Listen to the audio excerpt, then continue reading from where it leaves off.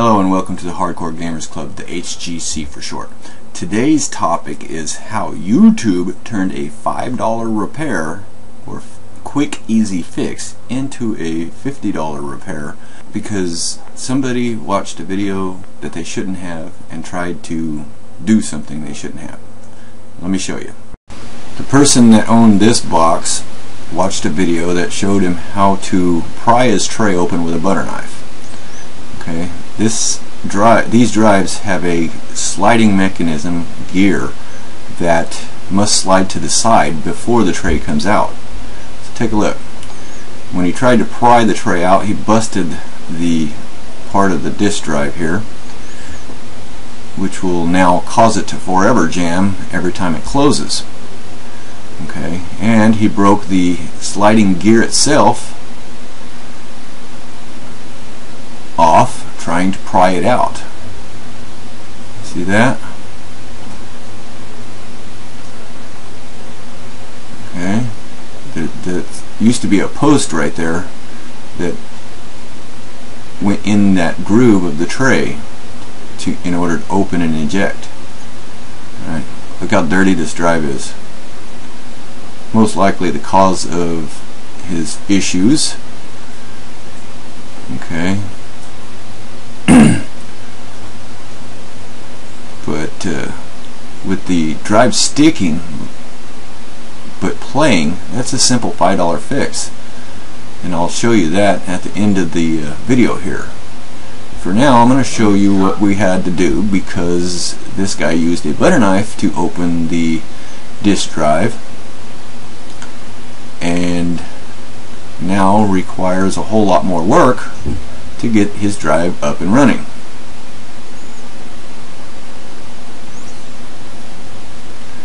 Okay, on each side of this tray there's tabs that prevents it from going too high, so you'll need to get past them tabs in order to replace the sliding gear that you can see right there.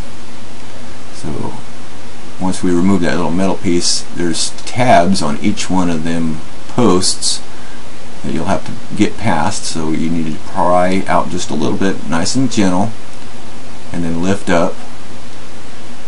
Alright, that will release that, and then you're going to have to just very gently get the tray to raise up enough to remove this sliding gear bearing. See that? Just busted it right off. Alright, so now we need to get a new one to put in there. There's a new one. That's what it should look like. See that post? Okay. That post is what raises and lowers the deck for the laser. Without it, it cannot raise and lower.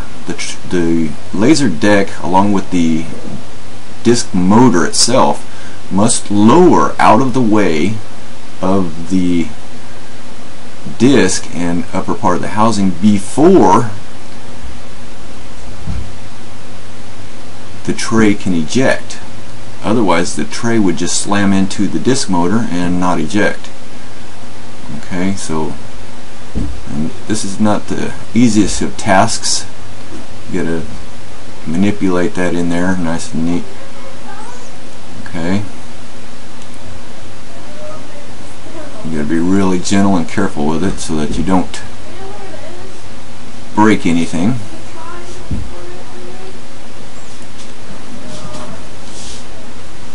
Okay, had a little bit of trouble with it, didn't quite get in the exact right position, so I'm gonna have to pull it up and redo it. Switch some drivers here. Okay. Raise it up and reposition it to get it just right in there. Pull that little tab on the side off. There we go. And then position that gliding bearing on the posts in there just exactly right. And then install the sliding glide bearing. Okay. we go. And you see how the tray raises and lowers? And then we need to put the little retainer back on.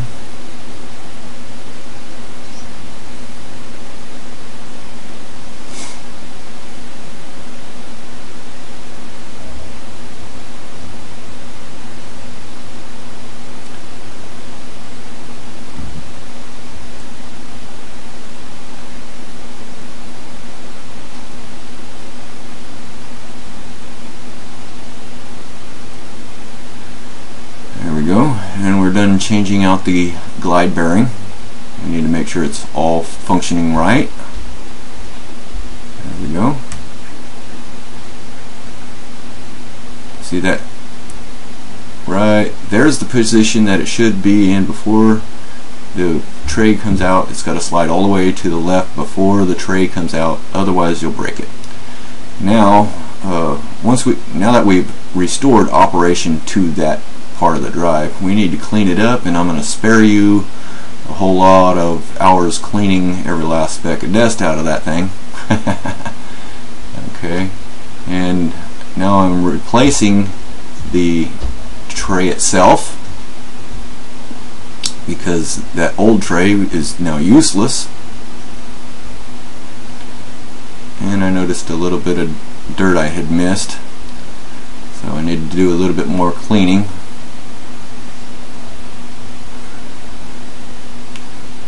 And now we'll reinstall the tray. Okay, get this out of the way, move some stuff around, and we'll hook it to the power, make sure everything's functioning properly. Oh, I almost forgot. The original cause for his tray not opening and closing was this drive belt here. Now I do have these, and if you want one, $5. I keep a factory grade belt that will likely outlast your box. Okay, you don't want to use the little cheapo rubber bands that are sold on eBay by a bunch of idiots that think you can use rubber bands. They break in a month, and a lot of times people wind up destroying their boxes over it. Okay, look at that, perfect operating condition now and ready to go in the box. Okay, I did find out later that the actual disk drive motor in this was bad, along with a few other functioning parts that were really weak, and I wound up replacing the entire drive anyway. But I did completely rebuild that drive shortly after this video and used it for somebody else's. Although it was in operating condition, it was still not reading, and replacement of the laser did not correct it, and replacement of the disk motor did not correct it, and replacement of the worm drive did not correct it.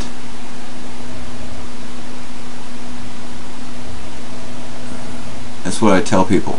You can never tell exactly what is wrong with these drives just by watching a YouTube video, because anything in the box can cause it to say open tray or unreadable disk. Anything that stops functioning properly will cause open tray or unreadable disk. It's never one specific flaw. So if you go watching a video that says, hey, replace your laser, with all likelihood it can easily be the worm drive or the disk motor or something else. So don't bother with these videos. You'll spend more time and money trying to get your drive working and wind up with a drive that's not working, get so frustrated you beat it with a hammer. Okay, this actual drive, the flaw with the not reading of the disk was actually part of the circuit board, and that needed to be replaced. Everything else was actually functional. See, you can open these drives by just manually turning the wheel that has the belt on it, and then using a pair of tweezers to remove the belt and then install the new belt, and that will correct any sticking tray very easily, very quickly. Alright, that's it for today. Stay safe, happy gaming everyone.